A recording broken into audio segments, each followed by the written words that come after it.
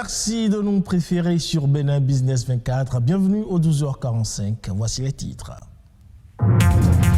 Nous sommes toujours dans la période des fêtes et c'est un moment propice pour aller à la découverte de la gastronomie béninoise et de son incroyable richesse. Dans cette édition, nous vous ferons découvrir des mets béninois que vous pourrez toujours servir à table ce midi.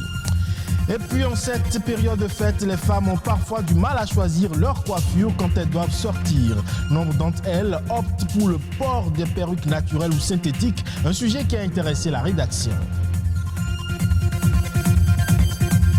Enfin, retenez qu'une bonne première impression peut vous faire gagner votre emploi. Entre tenue chic et classe, on a parfois du mal à choisir quoi porter pour un entretien d'embauche.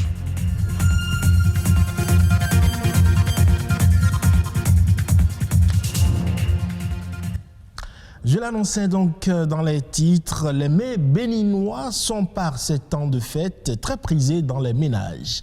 Alors que les aliments traditionnels du terroir se taillent une part importante dans les menus proposés, ils peuvent également s'avérer essentiels dans le développement du tourisme, au point même d'en être un pilier pour la croissance économique.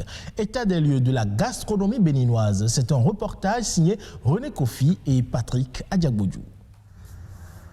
C'est dans cette cuisine que Valérie, restauratrice, vit au quotidien sa passion pour l'art culinaire. Elle prend du plaisir à concocter certains délices traditionnels pour satisfaire les papilles gustatives de ses clients. Son goût pour la cuisine vient de la diversité des recettes culinaires dont regorge le Bénin, son pays. Des recettes malheureusement en voie de disparition. Il y a le yoyoé. Yoyoé, c'est un plat toujours à base de farine de maïs qui est souvent consommé à Bomé, Boycon et autres. Je n'en trouve plus souvent. Il y a le avata que beaucoup de la jeune génération ne connaît même pas ce que c'est. C'est une recette faite à base de feuilles de manioc et toujours de farine. Il y a aussi abloyoki. Il y a tellement de recettes qu'on ne trouve plus aujourd'hui facilement. Il faut aller chez sa grand-mère, il faut aller au village pour les retrouver et c'est dommage. Affectés par la disparition de ces mets, autrefois prisés par nos grands-parents, Valérie et Lorraine font partie du nombre restreint d'amoureux de l'art culinaire qui ont décidé d'offrir aux consommateurs des plats venus de toutes les régions du Bénin. Tout de suite, quand nous avons sorti notre carte pour le restaurant, beaucoup étaient étonnés de voir le nombre de plats béninois que nous avons mis sur la carte. Et c'est ça qui fait qu'ils viennent souvent, puisqu'ils ne l'ont pas ailleurs. Je fais partie quand même de ceux-là qui ont osé dire on peut faire ça dans un restaurant. Et ça a vraiment pris. C'est une initiative qui enchante les passionnés des mets locaux. C'est le cas de Herman, qui s'offre le plaisir de déguster presque tous les jours des plats typiquement béninois. Oui, là, vous me surprenez en train de manger du djongoli au poulet, un plat béninois comme vous le voyez.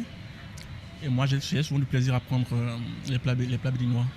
Herman est aussi bien conscient que la gastronomie béninoise souffre d'un manque de visibilité. La gastronomie béninoise a une grande valeur, mais une valeur qui, malheureusement, je pense qu'elle est sous-cotée, même à l'intérieur du Bénin. Quand vous prenez une béninoise, elle peut faire facilement des pâtes alimentaires, du macaroni et tout. Vous prenez une européenne, une italienne ou bien je ne sais pas, elle ne peut pas vous faire du djongoli par exemple. Donc on manque vraiment d'une culture réelle à l'exploitation. Pour ces promotrices des mets béninois, l'espoir est toujours permis pour pérenniser les recettes de grand-mère. S'il y a quelque chose à faire, c'est de le faire au plus tôt pour que quand même cette merveille, moi je l'appelle une merveille parce que c'est passionnant, c'est très beau d'avoir ces mets-là, ces plats-là chez nous. Nous avons une richesse. C'est vrai qu'au Bénin, on fait pas mal d'efforts, c'est pas mal, mais on doit faire encore mieux. Le présenter dans de grands salons, le présenter ailleurs, je le veux. Je voudrais qu'un jour, ça je l'ai toujours dit, qu'un jour quand on me dit, est-ce que tu connais le Bénin? On va me dire, ah, le pays où on mange à Mio là. Oui, je serais vraiment ravie. L'art culinaire fait partie intégrante de la culture d'un pays. Ne pas le promouvoir, c'est renoncer à son identité. Bon appétit donc à vous si vous êtes à table. Parlons à présent de cet appareil vestimentaire propre aux femmes, c'est la perruque. Longue ou courte, de nombreuses femmes en portent pour des événements spéciaux comme actuellement les fêtes naturelles ou parfois synthétiques. Les perruques permettraient aux femmes de changer de look, mais toutes les femmes ne l'apprécient pas ainsi. Constat dans ce reportage signé Nadège Omolade Sané. Confectionnées avec des mèches naturelles ou synthétiques, les perruques passent pour être la tendance actuelle chez les dames. Pas évident aujourd'hui de distinguer sur une tête bien coiffée une perruque d'une mèche tissée chez les dames. Dans les salons de coiffure, plus besoin de perdre des heures pour se faire belle. Seule la mèche est indispensable et le professionnel coiffe sur un mannequin le modèle voulu par la cliente. C'est un style qui semble être apprécié par bon nombre de femmes, mais qui n'est pas du goût de certaines d'entre elles. Moi, je préfère les perruques parce que quand je finis mes courses en ville, je rentre à la maison, je peux l'enlever et respirer tranquillement. Je n'aime pas les perruques parce que ça me donne la chaleur sur la tête. Et surtout, j'ai un petit enfant. Quand nous sommes en route sur la voie, elle peut toutefois tirer ça sur ma tête et ça va s'enlever. Ou si tu es sur Zem, si tu n'arrives pas à bien placer ça, ça tombe. De l'avis de ce patron d'un salon de coiffure de la place, la confection des perruques aurait un autre avantage qui pousse de nombreuses femmes à l'adopter. Le fait de tisser chaque fois les tissages sur la tête agit sur les crânes. Et non seulement ça, si tu ne sais pas faire les nattes des tissages, ça peut aussi casser tes cheveux. Avec la perruque, les femmes changent de tête autant qu'elles le désirent. Un style le matin et un autre le soir devient un jeu. Un changement qui n'est pas toujours bien vu par les hommes. Sans hésiter, je vous dis que j'aime la femme quand elle est naturelle. Donc je n'aime pas du tout les perruques et autres artifices qu'on ajoute à la beauté féminine. Ça dérange certains hommes, mais moi particulièrement, ça ne me dérange pas.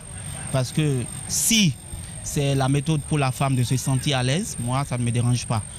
Si la perruque permet à celles qui l'adoptent et aux professionnels de la coiffure de gagner en temps, le point de vue diverge quant à ce qui concerne leurs intérêts. Parfois, nous sommes au salon, il n'y a pas de clientes, mais les têtes, nous sommes entourés de têtes. Et nous sommes en train de coudre seulement que des perruques. Ça ne nous arrange pas. Donc, pour faire que les dames viennent se coiffer directement, ça paye bien. Quand c'est confectionné en perruque, ça nous avantage. Pourquoi? Parce que le prix est élevé. D'accord? Là où ça ne nous avantage pas, une fois que la perruque est déjà confectionnée, pour le revoir, ça fait au moins 3, 4, même 5 mois. En effet, l'origine des perruques remonte à des milliers d'années. Encore appelées postiches ou faux toupets, les perruques sont aussi appréciées par certaines personnes pour cacher le calvitie. Elle est aussi fréquemment utilisée par certains hommes pour se faire passer pour des femmes. Et on reste dans le domaine de la mode pour évoquer à présent le style vestimentaire à adopter pour un entretien d'embauche. Vous le savez, pour une bonne première impression, il est capital de rester sobre et de privilégier l'élégance et le classique. Et pour ce faire, Ariel Alahassa, spécialiste en style vestimentaire, nous donne ici quelques conseils sur les habits à porter pour aller à un entretien d'embauche. Pour un entretien d'embauche, il faut porter des tenues sobres, pas de tenues sexy, parce que c'est pas pour aller en boîte. Il faut porter des chemisiers, des robes tailleurs, des vestons ou des ensembles tailleurs, pantalons, vestes, jupes, vestes. Je pourrais citer 4 couleurs. Le noir qui représente le leadership, le bleu nuit qui représente la créativité et le travail en groupe. La couleur blanche qui montre votre sens de l'organisation et votre côté méticuleux. Ensuite, le gris qui représente un peu aussi l'esprit de créativité. Quand on a par exemple une poitrine forte, il faut éviter de mettre, pour aller à un entretien, de mettre des décolletés plongeants qui va faire voir l'essence de vos seins. Non. Et il ne faut pas mettre aussi des cols roulés qui fermeront votre poitrine et la poitrine sera taxé, on verra plus la forme de votre poitrine. Bon, il faut miser sur des tenues moins serrées. Quand par exemple, si on a les hanches, on ne peut pas mettre du pantalon pour aller à un entretien d'embauche. Le recruteur aura juste les yeux sur vos rondeurs. Il faut peut-être porter un pantalon un peu évasé, pas slim, un peu évasé, ça va un peu équilibrer la morphologie au niveau de vos hanches. Il ne faut pas porter des sandales, il faut mettre des escarpins, des ballerines. Des ballerines à petits talons. Des talons qui vous permettront d'être à l'aise quand vous serez assis et vous ne serez pas stressé, nerveux. Parce que quand vous portez une chaussure qui fait mal au pied, et puis une chaussure dans laquelle vous avez du mal à marcher, votre nervosité se fera ressentir par votre recruteur. Au Sénégal, la production céréalière de la saison 2020-2021 sera plus importante que prévu. Selon les données du ministère de l'Agriculture, la récolte de graminées est attendue à 4 millions de tonnes par rapport à la précédente estimation, soit une progression de 38% par rapport à 2019-2020. Dans les détails, le volume de riz est escompté en hausse de 26%, alors que le mil verra sa production atteindre près de 1,2 millions de tonnes, soit plus de 48%. Pendant ce temps, le sorgho et le maïs connaîtront la même augmentation de 44% de leur récolte, respectivement à 388 979 tonnes et environ 766 000 tonnes. Cette hausse s'explique par une dotation de 60 milliards de francs CFA pour faciliter l'accès des exploitants aux semences et aux engrais, soit 20 milliards de francs CFA de plus que l'année dernière. Une réserve naturelle en République du Congo tente de préserver une espèce menacée, à savoir le gorille des plaines de l'Ouest. Plusieurs facteurs ont conduit à une réduction de 60% de sa population. Plus de précisions dans ce reportage de France 24. Dans la réserve de Lesioluna, le petit protégé, c'est lui. Le gorille des plaines de l'Ouest a subi ces dernières années de lourdes pertes dans sa population. Ici, l'objectif, c'est de préserver les nouveau-nés. La première mission, c'est de récolter les bébés gorilles, les entretenir jusqu'à un certain âge et puis les relâcher dans la nature. De telle sorte que l'espèce-là ne disparaisse pas. L'épidémie d'Ebola, la destruction de leur habitat naturel sont autant de facteurs qui accélèrent la disparition des primates. Mais à Lesioluna, le cheval de bataille, c'est la lutte contre le braconnage, une lutte compliquée par l'emplacement de la réserve.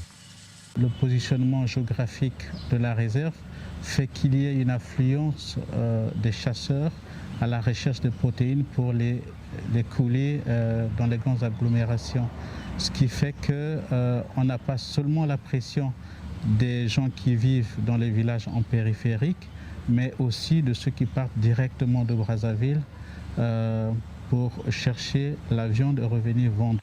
La traque des braconniers ne suffit pas. Le gorille des plaines de l'Ouest reste classé parmi les espèces en voie de disparition. Aujourd'hui, les équipes de la réserve misent aussi sur la prévention.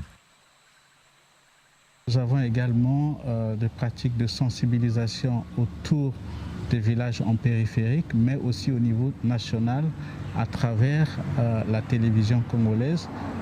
Ces 25 dernières années, la population de ces gorilles a chuté de 60%. Et c'est tout pour ce 12h45 que vous pouvez retrouver sur le site de l'ORTB, www.ortb.bj. Portez-vous bien et à la prochaine.